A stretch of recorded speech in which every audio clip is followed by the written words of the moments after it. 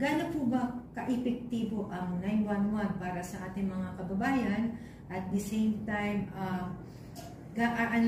ito po ba yung 3 to 5 minutes ay talagang akmang-akma po sa pag-responde sa mga liblib dagat? O eksakto ba siya? O tama lang po ba? At saka yung crime rate po, bumaba ba o tumaas? Ayun. Magandang hapon din. So, unahin natin yung epektibo ng 911. So, meron kasi kaming mga deployment.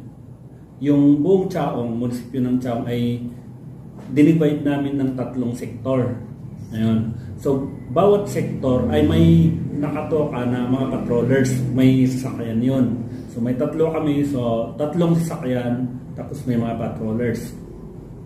Ngayon, may sinasabi kami din na standby point kung saan after nilang magpatrol, doon sila nag-standby.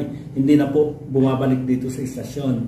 Kaya pag may tawag po ang 911, ay nakaka-responde kami within 3 to 5 minutes. So, naabot naman namin. Doon naman po sa mga liblib talaga dito. Kasi may mga areas dito na talagang liblib. Rough road siya, masikip yung daan. Yun naman po ay hindi talaga kakayanin.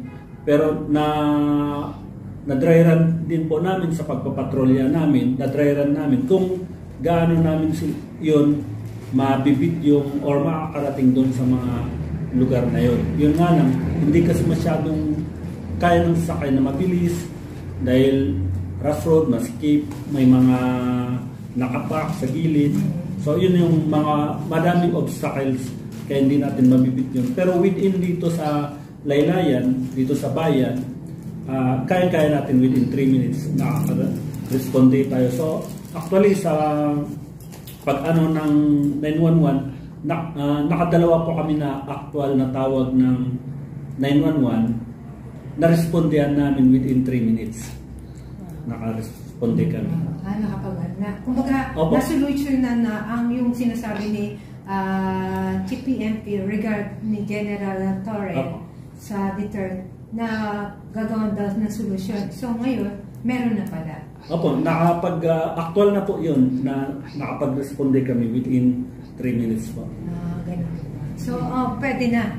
Pwede na talagang magamit ang 3 to 5 minutes emergency response na. Opo, kasi kung saan naman pong area mangyari, may naka-standby na mobile mga patrollers doon.